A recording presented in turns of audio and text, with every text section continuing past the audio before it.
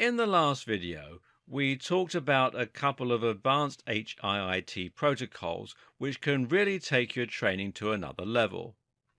In this video, I want to detail two more. The first one is Fartlek. Fartlek may be just the most ridiculous sounding name for a workout, but it's actually a very useful tool, so let's not judge this particular rose by its name. In fact, Fartlek actually translates directly as time play. It is so called because you're going to be dividing your regular cardio workouts in a manner of ways to suit your particular training goals. This way, you can combine steady-state cardio with interval training and build towards a variety of different objectives at once.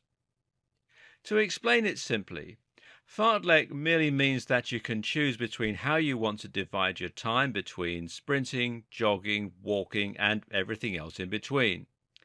And it doesn't just have to be time that is the deciding factor here either. You can just as easily train so you switch speeds depending on the distance, or so that you watch your heart rate.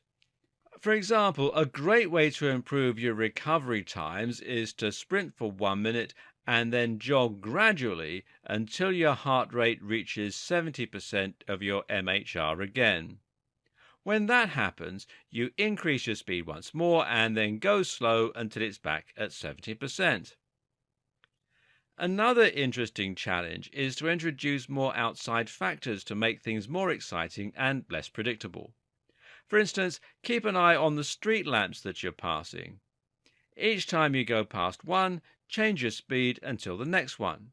You might sprint, jog, walk, sprint, jog, walk, or find another way to switch things up. The same thing can be achieved with a skipping rope or a kettlebell. Alternatively, you can try to jog for a distance and then sprint at the end to burn off the remaining calories and improve your lactate threshold, etc. Finally, one that I find particularly enjoyable is something I call anabolic running. Here, you simply sprint for 100 meters, walk back, and then sprint the distance again. This also has the advantage of letting you perform a very intensive cardio workout without needing to travel a long distance, because you don't always have the luxury of being near a beautiful scenic park, and sometimes you need to stay close to home. Finally, there's Metcon. Metcon is a portmanteau for the words metabolic and conditioning. As this might suggest, Metcon is a form of workout designed specifically with the goal of helping you to strengthen your metabolism in order to improve your energy efficiency, resting metabolic rate, and generally your ability to turn food into usable energy.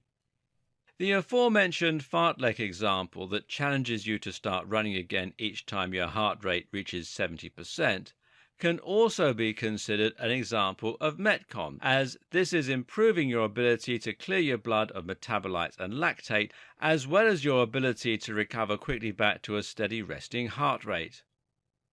This is a good example of Metcon as well as a form of zone training.